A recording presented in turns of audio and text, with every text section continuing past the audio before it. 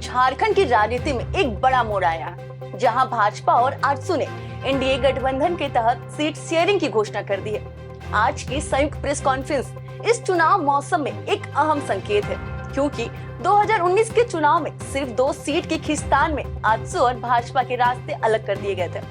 हालांकि इस बार भी 12 की जगह 10 सीट ही आजसू को दिए गए हैं, लेकिन सार्वजनिक तौर पर ये घोषणा सुदेश महतो की मौजूदगी में मीडिया के सामने किया गया, ताकि कल आजसू कोई दबाव न बना पाए।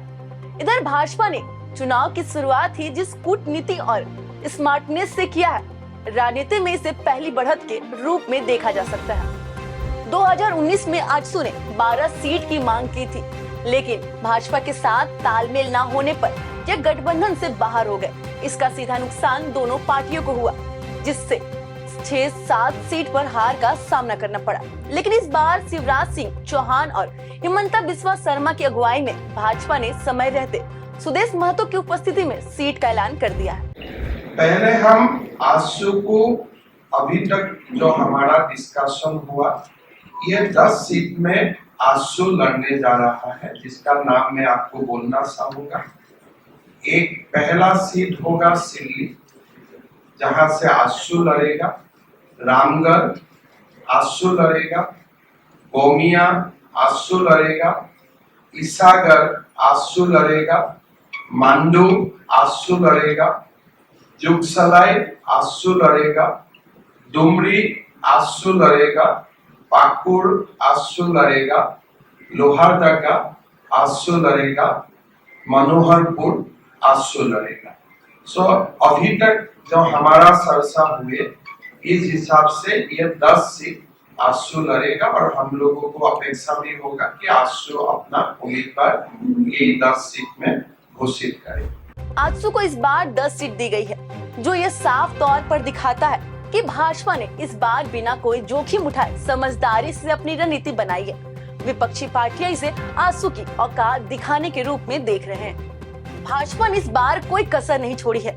संयुक्त प्रेस कॉन्फ्रेंस में सुदेश महतो की मौजूदगी में इस बात का सबूत है कि दोनों पार्टियां मजबूती से चुनाव लड़ने जा रही है। भाजपा के मन से यह साफ हो गया है कि इस बार गठबंधन को तोड़ने की कोई गुंजाइश नहीं होगी। लेकिन पूरे राज्य की कमोवेश भावना यही है कि दोनों दलों को साथ में देखना चाहती है, और जब दोनों दल साथ में होते हैं तो राज्य और राज्य की जनता के अनुकूल भावना के अनुकूल परिणाम भी आते हैं।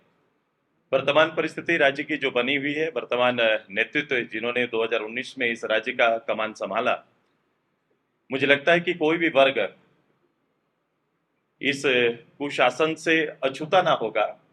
हर कोई तकलीफ में है और हर कोई इस तकलीफ से निजात चाहता है, वो कोई भी वर्ग होगा। लोगों के बीच एक नया जनादेश के साथ आने की तैयारी हमारी है।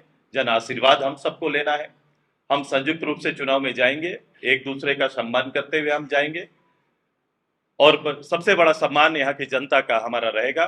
चाहे कोई भी विषय हो, रीजनल सब्जेक्ट हो, नेशनल सब्जेक्ट हो, दोनों हम साथ में लेके चलेंगे। मैं रीजनल दल के नाते कई रीजनल सब्जेक्ट हमारे साथ हैं। मैं झारखंड आंदोलन से लेकर यहाँ तक राज्य के गठन होने और उसके मूल्यों का सुरक्षा, ये हमारी प्राथमिकता है। राज्य की तरक्की के पैमाने पर राज्य को खड़ा करना, ये हमारी प्राथमिकता है, और हम लोग मिलकर ही इसको करेंगे। आदरणीय प्रधानमंत्री जी के आशीर्वाद और उनके नेतृत्व पर हम आगे बढ़ेंगे, यही हमारा संकल्प है। मैं जो चीजें अभी सामने आदरणीय मुख्यमंत्री जी ने बताया सीट शेयरिंग को लेकर, जो सीट शेयरिंग का संख्या उन्होंने बताया, और कुछ सीट शेयरिंग के लेकर कुछ सीटों पर चर्चा चल रही है, ये भी उन्होंने बताया है। हम लोग जो भी करेंगे आपके सामने रहेगा और हम लोग मिल के करेंगे। बेसिकली है कि राज्य की भावनाओं के साथ इस राज्य में एक बड़ी जीत एनडीए का हो, यही तैयारी हमारी है। धन्यवाद। दूसरी ओर झामुमो इस बात पर सवाल उठा रही है कि 2019 में केवल 2 सीट के लिए सुदेश महतो ने गठबंधन तोड़ा, लेकिन इस बार 10 सीट पर क्यों मान गए? क्या बदल गया? गठजोड़ भी सामने आया। जितने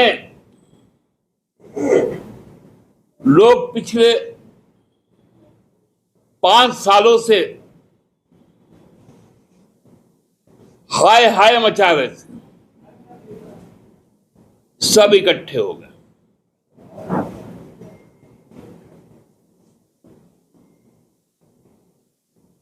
केंद्र में मंत्रीगण एक एक सीट मांग रहे हैं विधानसभा में।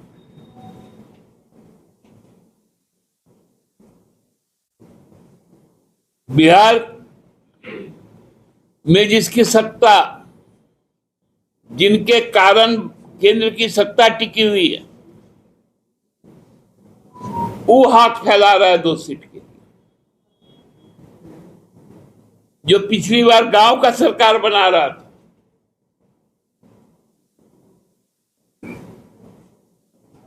इस बार 10 पे आ गया। मतलब पिछला चुनाव 81 पर लड़ा गांव का सरकार बनाने का। अब 10 को में लड़ेगा तो नुक्कड़ का सरकार होगा क्या? और बोलता है सरकार बदलना।